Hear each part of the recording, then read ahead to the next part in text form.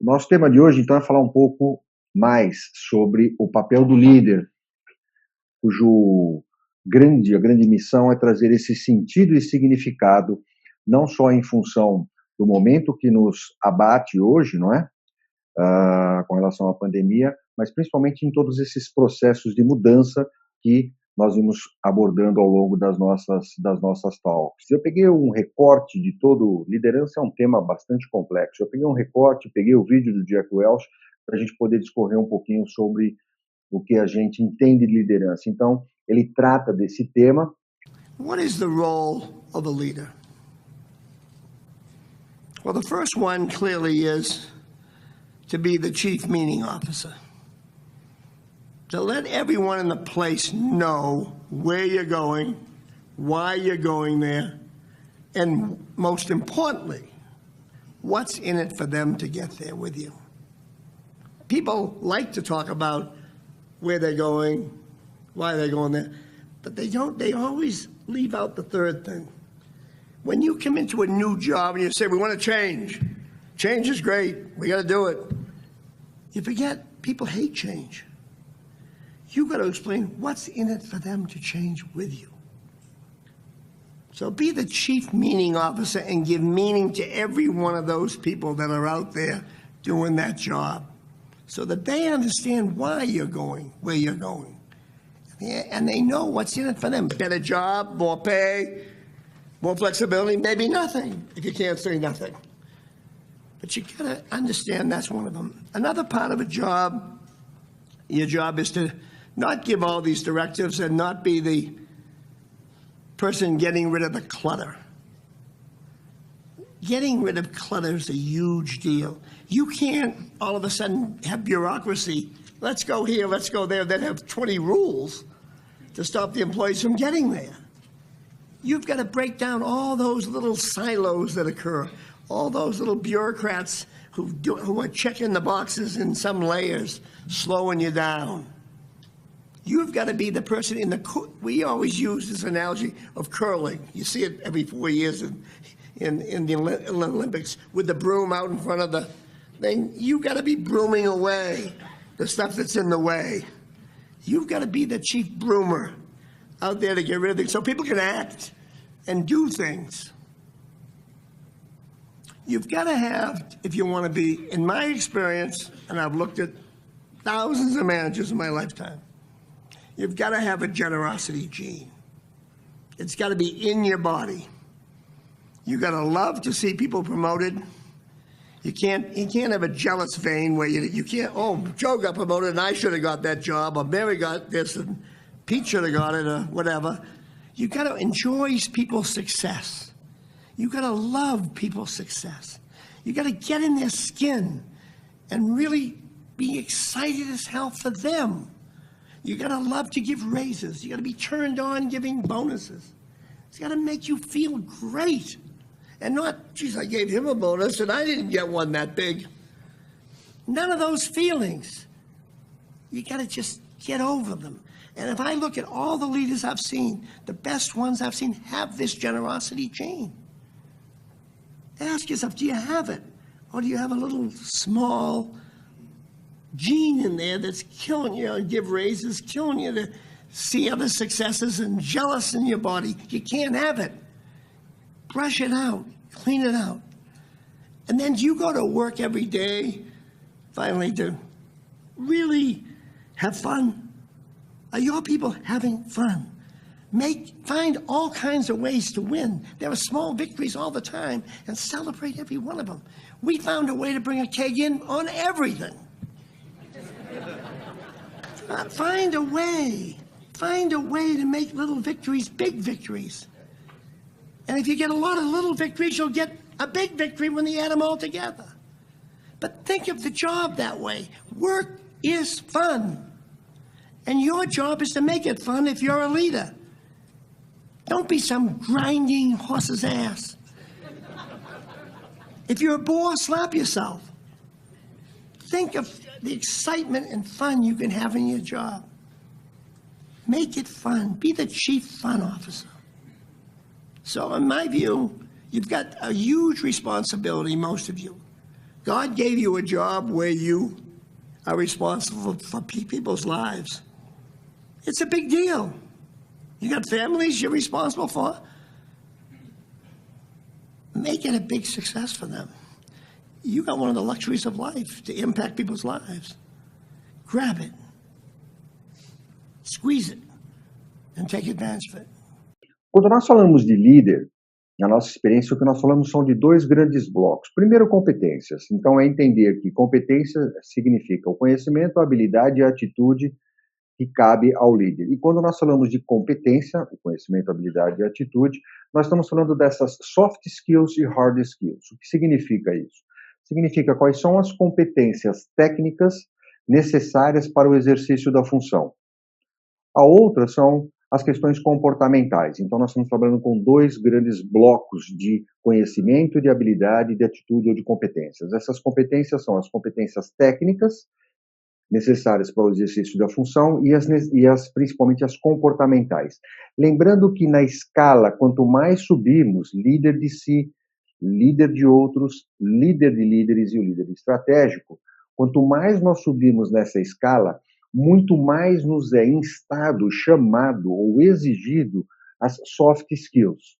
Quanto mais na base da pirâmide estivermos, mais as hard skills são as necessárias. Ou seja, nós contratamos na base da pirâmide, pensando naquelas organizacionais, nas organizações, desculpa, de forma tradicional, aquela piramidal que nós conhecemos. Então, o pessoal da operação, um nível tático e um nível estratégico.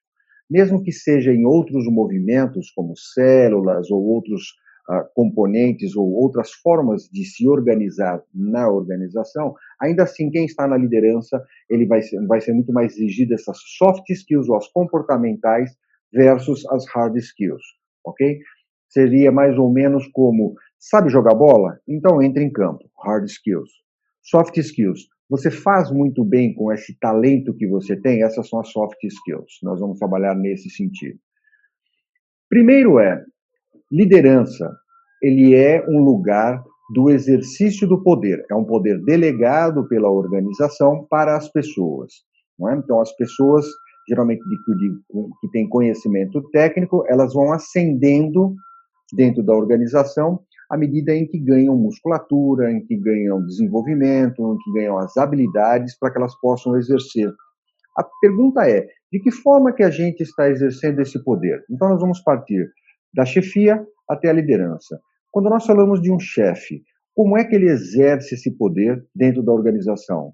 Ele sempre chama o respeito. Você sabe com quem você está falando? Eu sou o gerente aqui, eu faço isso. Então, essa é uma característica da chefia, do exercício da função pela chefia. Ele geralmente institui este poder, o exercício do poder vem pelo medo. Olha, eu estou falando, se vocês não fizerem isso, se você não fizer isso, se você não fizer aquilo, vindo de cima ou a gente exercendo esse poder. Outra característica de quem exerce o poder por meio da chefia o chefe, ele é tarefeiro. Você já fez isso, você já fez isso, você já fez isso. Ele está sempre olhando a tarefa, ele não tem uma macrovisão. Ele recebe uma orientação e ele está olhando sempre para a tarefa. Então, nós chamamos, ele é tarefeiro de olhar na atividade. Essa é uma característica do exercício do poder exercido por uma pessoa que tem essa leitura de chefia. Quando nós pensamos num gestor, o gestor são outras características que nós observamos. Ele está preocupado com o processo, ele está orientado pelo processo, ele está lá preocupado com qual é o meio que eu vou utilizar, como eu me comunico, qual é a forma que eu comunico e qual é o conteúdo que eu comunico. Então, ele olha para o processo, ele já começa a estruturar de uma forma diferente do chefe quando ele começa a gerir processos. Ele olha para recursos, a maximização dos recursos disponíveis, tempo, investimento, pessoas, meio digital, tecnologia da informação e assim sucessivamente. Ele também, quando estrutura objetivos e metas ou faz o desdobramento de objetivos e metas, ele está pensando nessas questões do customer experience, user experience, experiência do usuário, experiência do consumidor, experiência do cliente, e ele, portanto, desdobra isso e desdobra metas, principalmente nesse conceito chamado SMART, nós já conversamos sobre isso, mas SMART significa Específico, é um termo em inglês, mas é específico, mensurável, atingível, relevante e tem uma linha de tempo. Ou seja, precisamos bater a meta, precisamos fazer 100. Ok, 100 em quanto tempo? 100 é possível? Então, ele sempre orienta com relação a objetivos e metas para que isso seja orientado pelo cliente, pelo consumidor, e também que seja possível de ser atingido em função dessa técnica chamada SMART. Ele olha para os resultados. Então, o objetivo de quem está gerindo recursos não é eu quero você aqui de 8 às 12, 14 às 18. Ou 14 às 17, como queira. Não, eu não estou comprando tempo, eu estou comprando resultados. Então, por isso que as organizações elas acabam não entendendo muito bem, principalmente quando nós estamos num momento como esse de pandemia, em que as pessoas estão no home office, nós temos atividades em casa, nós temos atividades com a família e nós temos atividades com a organização. Distribuindo isso muito bem e entregando o que se deve ser entregue, é isso que eu estou comprando. Então, o líder, o gestor, ele definitivamente trabalha olhando para os resultados produzidos e não para o tempo que eu aloco naquela atividade. Eu não estou comprando o tempo daquela pessoa. O outro é olhar para as pessoas, é olhar para as suas competências e saber o quanto nós podemos extrair das pessoas, seria como se fosse meu dedo, eu não posso extrair muito desta, mas desta, nesse quesito, eu posso extrair mais, desta um pouquinho menos, e assim sucessivamente. Eu olho para aquela diversidade e aplico, porque as pessoas podem ter competências num sentido e competências no outro sentido. Então, eu preciso saber quem é bom, que é aquele exemplo que nós já trabalhamos, que é alta supervisão, baixa, média e baixa supervisão. Então, se eu estou trabalhando com uma pessoa da minha equipe e ela é muito bom, sob o ponto de vista de análise das informações, eu exerço baixa supervisão. Agora, se ela não é muito boa no processo de comunicação, eu vou lá e me aproximo liderando esta pessoa e fazendo a alta supervisão. Se fosse mais ou menos assim, você vai fazer análise dessa situação? Você é bom fazendo isso? Então vá lá e faça. Se for uma outra pessoa que não tem essa competência, ela tem baixa competência, não é tão bom quanto o outro, você vai fazer análise e eu quero te desenvolver porque esse é o meu papel, então eu vou exercer alta supervisão, eu vou verificar se os códigos estão corretos, se as fórmulas estão corretas, se a análise está correta, se as fontes estão corretas, se os dados e as informações, enfim, alta, média e baixa supervisão, olhando para essas pessoas. E criando um ambiente motivacional, onde as pessoas se engajem e se comprometam, criando, portanto, esse sentido e significado. Mas e o líder? O líder, da mesma forma, é como um gestor. Contudo, pessoas em primeiro lugar. Ele olha para as competências, ele cria um ambiente, ele é um líder inspirador e ele, portanto, consegue aí ter seguidores. Então, ele tem os mesmos elementos que tem um gestor, mas, ao mesmo tempo, ele coloca pessoas em primeiro lugar.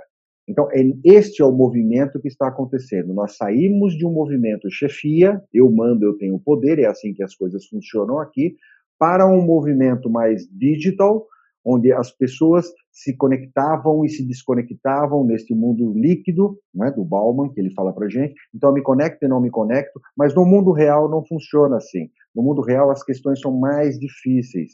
Então, eu tenho 497 mil amigos no Facebook, eu tenho 400 seguidores, esquece, esse é um outro elemento. Quando, na realidade, você tem meia dúzia de pessoas, tem 10 pessoas com as quais você confia, com as quais você troca informações, com as quais você vive, porque conviver com pessoas é essa dificuldade. Então, o líder traz isso num primeiro elemento para criar dentro da organização esse direcionamento para pessoas. Bom, se é assim que eu exerço o poder, qual é o papel que eu exerço dentro de uma organização enquanto líder? Então, o meu primeiro papel como líder é bater meta. Não. Sério? Sério. Não, não é bater meta. Então, se você está na organização para bater meta, você está no lugar errado, porque não é teu papel fazer isso. O teu papel é desenvolver pessoas. É por meio da sua equipe que as metas são atingidas. É por meio dos recursos que a empresa disponibilizou para você é que você vai bater meta. O teu papel é desenvolver pessoas. Esse é o seu papel. O primeiro papel que nós temos é trabalhar para que as pessoas entreguem mais e o melhor de si a cada momento. Então, desenvolver pessoas é a primeira atividade de um líder. A segunda, então, é bater meta. Não. A segunda não é bater meta. Na nossa experiência, o que nós vimos é o seguinte: crie um ambiente onde as pessoas se motivem para que elas possam, portanto, entregar o melhor de si, para que elas se sintam motivadas, para que elas se sintam engajadas, para que elas se sintam comprometidas com sentido, significado, causa e propósito. Então não é bater meta. Não, ok, mas a terceira é bater meta. Não, putz, de novo. Por que não é bater meta? Porque tem que orientar a equipe. Lembra que nós falamos lá atrás? Se as pessoas não tiverem uma orientação estratégica e tática, elas vão dissipar a energia para vários lugares. O que nós queremos é orientar, dar sentido, significado. Lembra do plano que nós falamos? Foco e prioridades, conversamos isso bastante sobre isso ontem. Então, é orientar as pessoas de o que eu devo fazer, por que eu devo fazer, como eu devo fazer, se for o caso, orientar, capacitando, desenvolvendo as pessoas para que elas recebam uma orientação, um caminho. Esse é o papel. Portanto, a outra também não é bater meta, é apoiar as pessoas a cometerem os pequenos erros, a suportar os deslizes, as falhas. Então, eu apoio, eu digo para o meu pessoal o que você precisa e que eu, que tenho o poder, devo exercer para que você atinja o seu objetivo, para que você atinja a sua meta. Então, eu apoio aquela pessoa. E, por último, eu sirvo aquela pessoa. Então, se é por meio das pessoas, que é um recurso que eu tenho, o principal recurso que eu tenho, né, nas organizações, falam, nosso principal ativo são as pessoas, mas faça isso, faça isso, faça isso. Então, tem incoerência aí, né? Não bate a fala com a atitude. Então, é servir as pessoas. Eu sou líder, eu tenho poder, relacionamento com outros departamentos, relacionamento com outras organizações, relacionamento com outros poderes, e eu te sirvo o que é que você precisa para, e não faço top-down, né? De cima para baixo, como o chefe costuma fazer. É isso que você tem que fazer, é isso que você tem que fazer, é isso que você tem que fazer. Se você tem pessoas e tem talentos, o que eu espero de um talento? Eu espero que ele venha para a minha organização, faça parte do meu time e contribua para que essa competência, esse talento esteja colocado à disposição da minha organização. Então, não é fazer top-down, é servir o que eu posso fazer para que você, com esse talento, faça acontecer dentro da organização. Então, esses são os 5 papéis do líder que nós estamos falando. Vamos falar um pouco sobre responsabilidades do líder. Quando falamos de responsabilidade do líder, sim, é preciso que a gente imprima uma disciplina dentro da organização. Imprima uma disciplina dentro de uma atividade, dentro de um projeto, dentro de um processo. Então, a disciplina, ela vem do você fez aquilo, aquela situação, você atingiu aquele objetivo? Quer dizer, como é que eu estruturo um passo a passo para que eu possa ter os indicadores e verificar qual é a evolução? Porque a pessoa precisa ser acompanhada, lembra? Ela não quer ser cobrada, ela não quer cobrada em bom sentido, sim. Ela não quer ser controlada. Então, a disciplina, tanto do líder quanto da equipe, com relação aos objetivos e metas, isso é parte importante do líder. O líder é que é o exemplo nesse sentido. O outro é a humildade. A humildade aqui vale falar um pouco sobre Baruch de Spinoza, para dizer o seguinte, humildade é uma régua que está aqui. Para cima, eu não sei. E se eu não sei que eu não sei, e eu faço por onde parecer que eu sei, eu entro na soberba. Para baixo é escravidão serventia. Escravidão serventia. Então, eu sirvo aquela pessoa. Você manda, eu faço. Você manda, eu faço. Humildade é olhar para aquele seu liderado e falar para ele, respeito as suas limitações, conheço os seus talentos, eu vou exigir de você com toda a humildade, mas a minha régua está aqui, ó.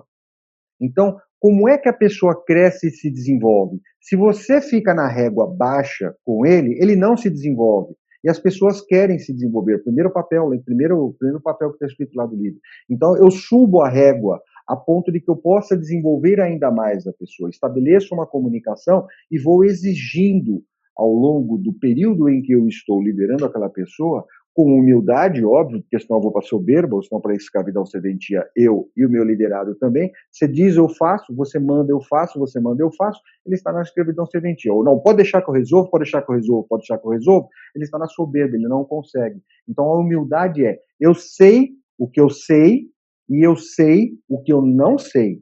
Isso é o sentido da humildade.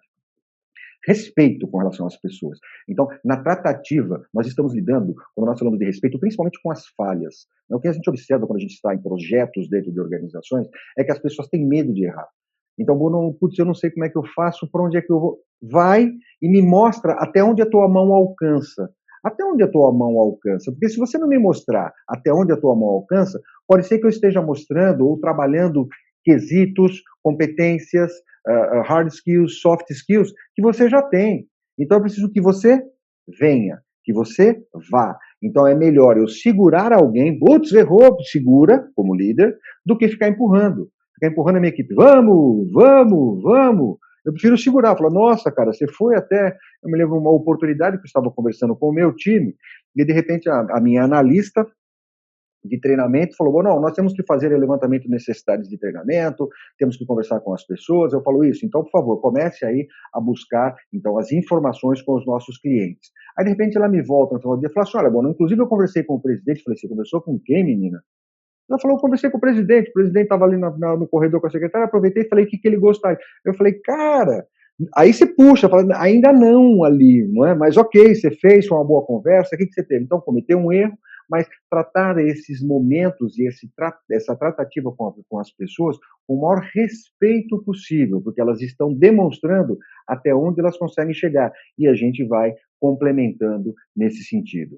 O outro é compromisso. Então, uma das responsabilidades do líder para com a sua equipe é ter o compromisso com o desenvolvimento de pessoas, o compromisso com as metas, com o objetivo, missão, visão, valores, com a estratégia, é demonstrar em atitude, e não só na fala, mas em atitude, que há um comprometimento com as questões da organização e um comprometimento com as questões das pessoas. Então, ele demonstra isso em atitude. Esse compromisso ele tem que ser visto na prática, e não só na fala, na prática. Esse compromisso é super importante como uma das responsabilidades. E organização. Organização, sim. Se nós não organizarmos, se institui o caos. Em se instituindo o caos, nós já conversamos sobre isso, as pessoas não conseguem lidar com essa complexidade. E se nós falarmos de inovação, nós estamos falando de encontrar padrões nesse caos. Então, eu encontro o padrões, organizo e estruturo esses padrões de forma tal que eu consiga, então, trazer as pessoas ou os recursos, não é, vamos dizer assim, recurso humano, não recurso braço, recurso competência, não é? Inteligência, análise, capacidade de síntese, estão todas essas capacidades, essas competências da pessoa. E aí eu organizo isso dentro das entregas. Você entrega isso, você é bom nisso, você é bom nisso, você não é tão bom aqui, alta supervisão aqui, média supervisão, baixa supervisão no outro, e assim nós vamos organizando todos os recursos e as estruturas que temos, informações inclusive, processos, procedimentos, para que a gente possa dar cabo e dar conta daquela missão que nós temos, quer seja ela uma meta, um objetivo, uma estratégia, um projeto, um processo. Continuando aqui, nós estamos falando então agora sobre os estilos que tem o líder. Qual é o estilo? Aqui a base metodológica é Hershey e Blanchard. E o que eles trazem nesse sentido? São os 4 elementos. Eu posso ser um autocrático, eu mando, então eu sou autocrático, quer dizer, todo o poder está exercido por uma pessoa, no caso o líder. Eu posso ser democrático, onde eu abro para a minha equipe e falo, vamos decidir, reuniões, brainstorming, etc, etc. Eu posso ser um líder liberal, eu posso dizer, não, o que vocês decidirem para mim está bom, não tem problema nenhum. Eu posso ser um líder paternalista. Poxa, está com problema, deixa que eu resolvo, não, tudo bem, não deu para bater a meta, tudo bem, não deu para cumprir a missão, tudo bem, não deu para executar aquele projeto, tudo bem, eu posso exercer. Quando nós fazemos quando eu mostro esse slide e pergunto para as pessoas qual é o melhor estilo, geralmente, em 95% dos casos, as pessoas apontam um líder democrático como sendo o melhor movimento de um líder, o melhor estilo de um líder dentro das organizações. Então eu faço o seguinte exemplo, imagine que você tem uma pessoa querida, uma pessoa que você goste, e que sofreu um acidente ou está com uma dor terrível, e ela vai para um hospital. E nesse hospital, nesse pronto atendimento, pronto-socorro, nessa situação de emergência, essa pessoa que você levou, ele está lá numa maca, assim, está atendendo, e o líder, por exemplo, ele é paternalista. Aquele médico que recebe aquela pessoa querida, ele é o líder paternalista. O que ele fica falando? Querido, tá doendo, deixa que o titio vai dar uma olhadinha para você, deixa, ele é paternalista. É esse tipo de líder que você gostaria nessa situação? Não, Bonon, não é não. Tá, então ele é um líder liberal. Vamos supor que eu entrei nesse mesmo lugar e me deparei com um médico liberal. Então ele senta lá e fala: bom, gente, ó, eu não sei aí, vê aí o que vocês querem fazer com a pessoa está com dor, etc e tal, e vamos ver o que é que dá. É esse tipo de pessoa, de líder que você gostaria de ter? Não. Você gostaria de ter um democrático? Imagina que eu chego lá de novo com essa pessoa, ou de novo não, nessa mesma situação, e ele é um democrático. Ele fala, bom, gente, agora nós vamos conversar, e a pessoa fala, ai, tá doendo, putz, eu não aguento. E a pessoa, não, pera aqui, que nós somos aqui uma democracia, eu vou conversar com a minha enfermeira, com o meu assistente, eu vou conversar contigo, para depois, é isso que você gostaria? Não. Então ele tem que ser autocrático nesse momento, ele tem que chegar e começar, meu assistente, faça isso, minha enfermeira, meu ajudante, ele começa a ser autocrático. Então as pessoas vão falar, nossa, como esse cara é autocrático, como ele é mandão, mas é necessário nesse momento. Brincadeiras à parte, por quê? O que nos serve não é ser um líder com um estilo, mas é trabalhar a liderança situacional. Nós temos esses 4 estilos básicos que nós colocamos, em dado momento, vocês vão ver nos próximos slides, eu tenho que ser autocrático. Eu tenho que falar, é assim e assim será. Eu tenho que ser democrático. Olha, gente, agora nós estamos no momento de planejamento, portanto, democracia. Eu quero todo mundo contribuindo. Aqui todo mundo tem peso 1 nessa mesa de reunião. Está o gerente e quatro pessoas com ele, 4 liderados. Eu falo assim, aqui todo mundo tem peso 1. Agora nós estamos falando de planejamento. Na execução eu tenho que ser autocrático. No planejamento eu tenho que ser democrático. Quando ele está percorrendo um caminho e num dado momento tem que tomar decisão, num nível que eu perceba que é o nível que ele consegue lidar, eu falo assim, não, lidera, eu sou um liberal, eu falo assim, cara, decide o que você acha que tem que fazer. Putz, toma um cafezinho às 10 ou 10h15. Será que a gente faz isso? Cara, essas decisões que você tem que tomar, você já ganha punch. Então eu preciso ser liberal. Ou ser paternalista quando ele fala, putz, Bonon, cometi um erro, cara, putz, eu fui lá, tentei. Quando eu vejo que tem o bem como princípio, no processo que ele encaminha, no processo decisório dele, e ele comete um erro, aí eu sou paternalista. Não, deixa comigo, deixa que eu vou lá, eu converso com aquela pessoa, eu converso com aquele líder, eu ajusto, não deu. Então, eu trabalho, a nossa sugestão, portanto, e a nossa forma de condução é trabalhar com esses 4 estilos: autocrático, democrático, liberal e paternalista. Bom, quando nós falamos, então, de papel do líder, a inspiração aqui, portanto, vem do Jack Welch, e ele fala que nessa experiência, o primeiro traço essencial desses 5 traços é energia positiva.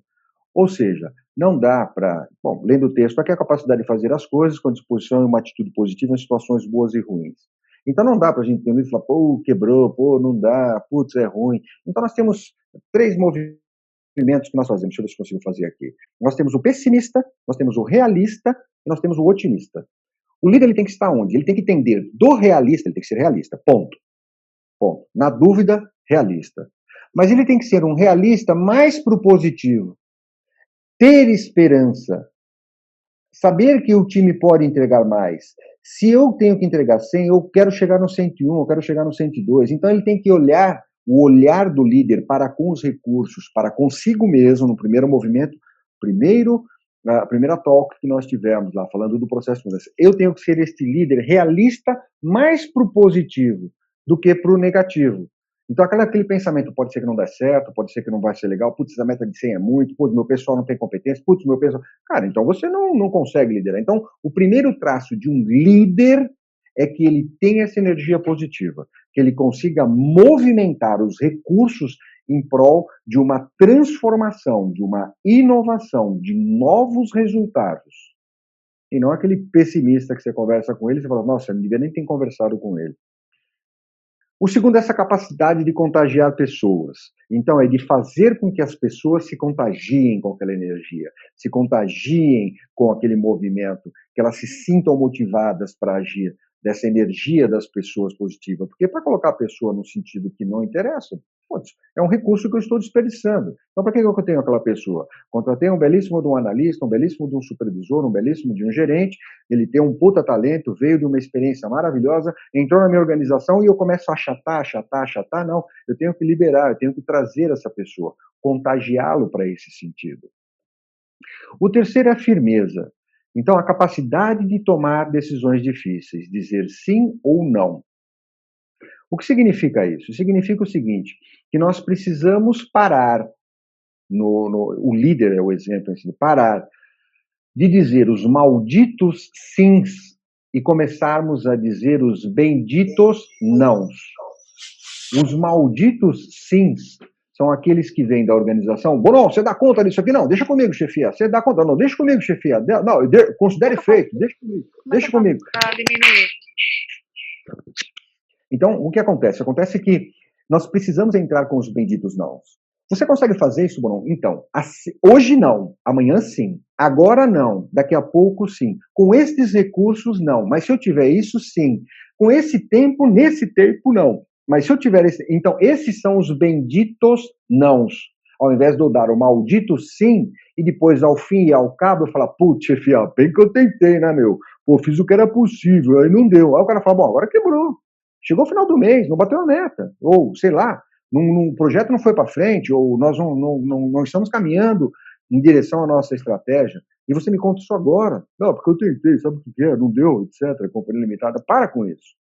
Já avalia no início, faz análise. Já conversamos disso em análise da situação ontem. Então, faz uma análise da situação, identifica. Se você não tem capacidade, competência, análise, informação para tomar aquela decisão, agora fala assim, me dá 2 minutos, me dá 10 minutos, me dá um dia, deixa eu me debruçar sobre esse assunto, sobre esse desafio, sobre essa questão ou sobre essa missão, para que eu possa trazer aqui os elementos, porque uma vez que eu disser sim, eu não vou dizer o maldito sim, eu vou dizer o bendito sim. E se eu disser não, eu não vou dizer o maldito não, eu vou dizer o bendito não, que tem condições.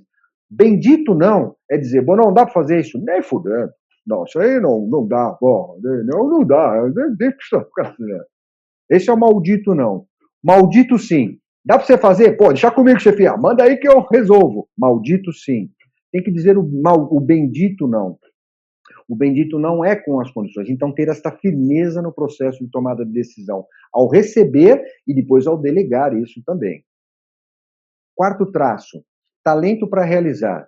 Simplesmente fazer com que as coisas aconteçam. Então, se eu disse o bendito não, coloquei algumas condições e fui atendida naquelas condições, nos recursos, eu dou e realizo aquilo. Então, uma vez que você, líder, disse sim para cima, você tem que resolver essa questão.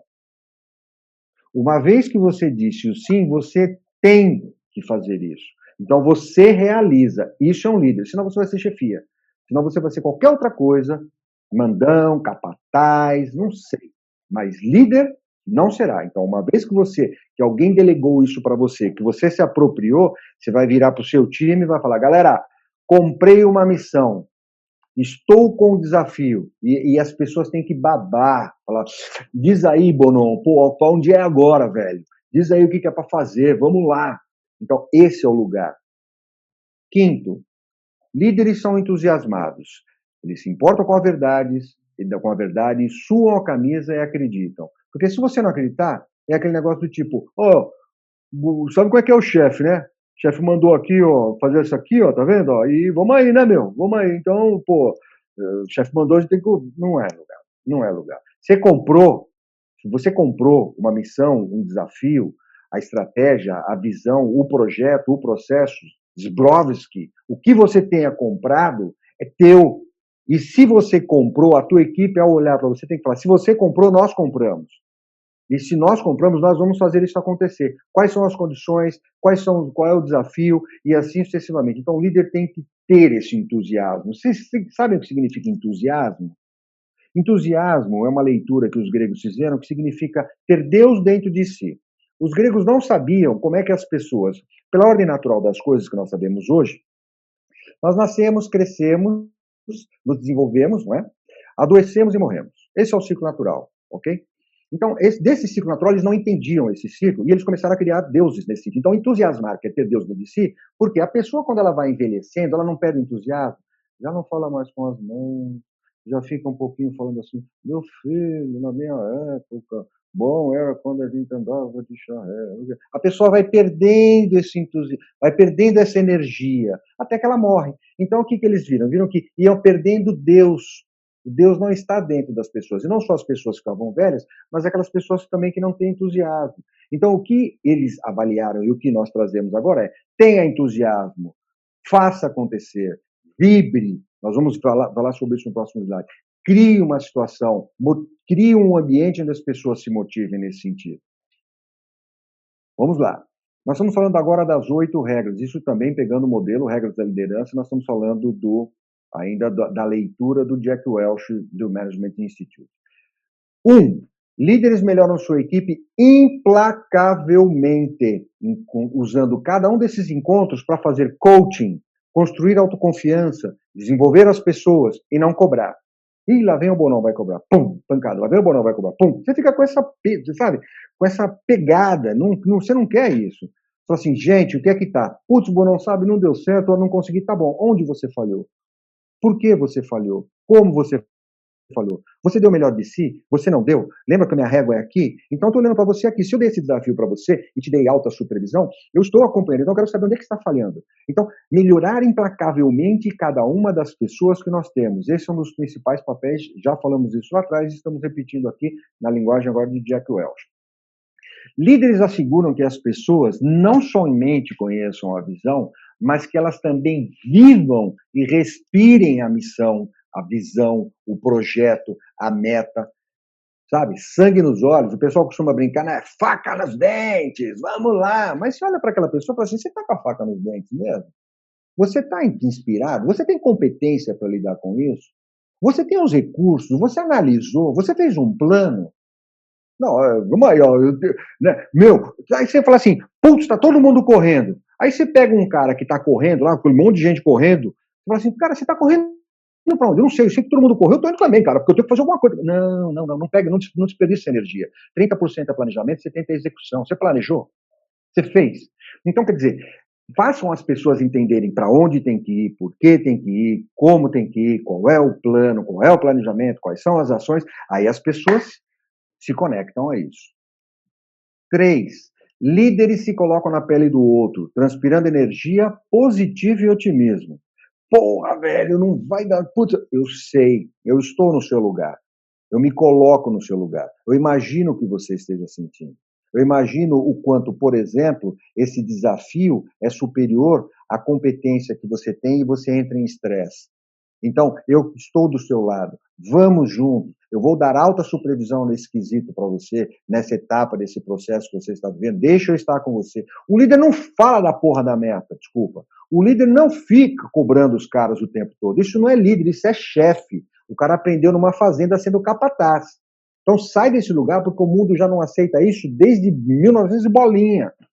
Hoje o que nós precisamos é capacitar as pessoas, desenvolver as pessoas. É um recurso que nós temos. Entenda isso. Que não é só recurso braçal, é mental. O que nós queremos das pessoas são as suas competências. Então nós precisamos ir ao encontro das pessoas, nos colocando no lugar dela, entendendo que ela está entrando em estresse, porque o desafio é superior. E como você puxa a régua para desenvolver as pessoas, ela vai entrar num estresse. Agora, tem 2 tipos de estresse: o estresse positivo e negativo.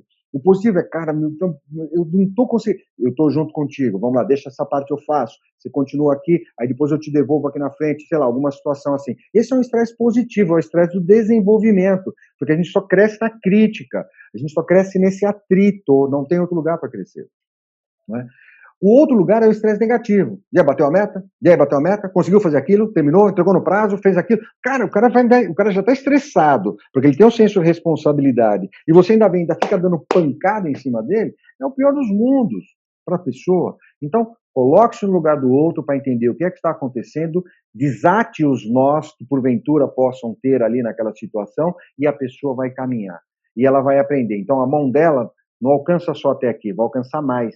Então, quando você espera que ela chegue nesse lugar aqui, que ela atingiu, ela é um talento. Quando ela está um talento, aí você fala assim, agora você está pronto para o próximo passo. Quer seja uma promoção, quer seja um desafio um pouco mais complexo, ou qualquer outra situação. 4.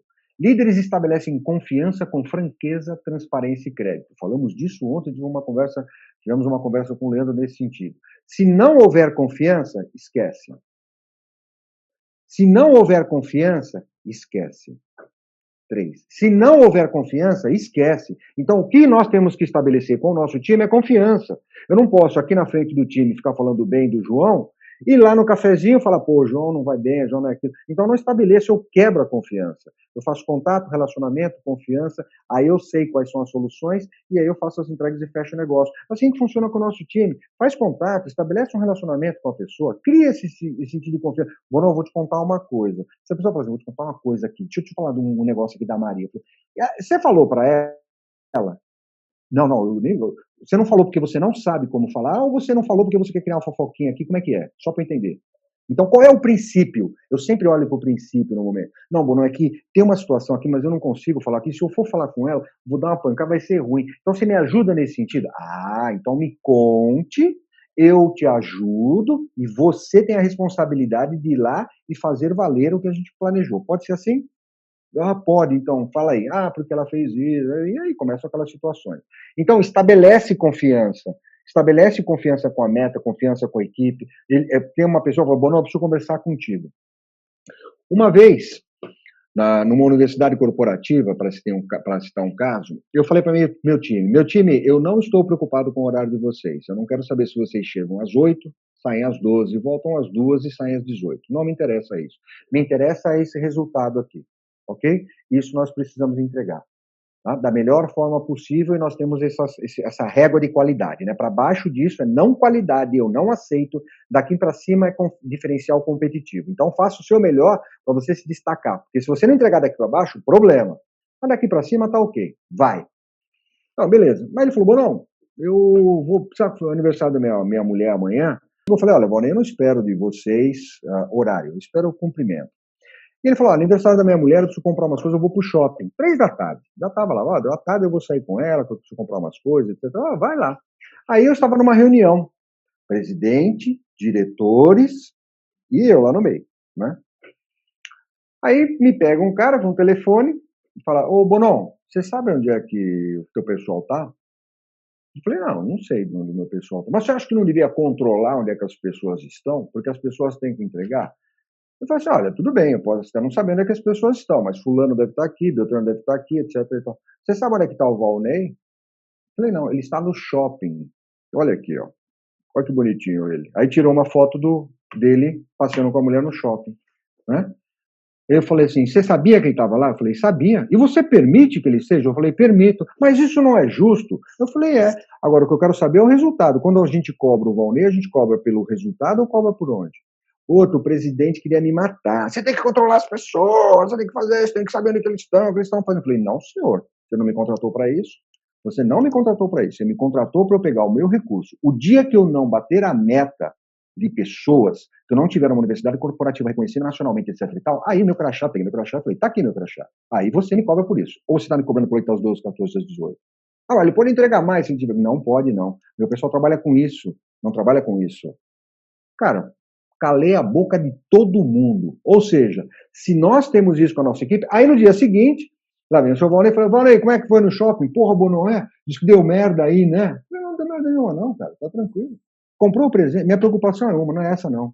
Comprou o presente, tá feliz, tá. Então tá bom. Saiba que você tem que entregar aquilo que você prometeu. É o que eu espero de você, ponto. Então estabelece confiança com o time. Estabelece que fica tranquilo. 5.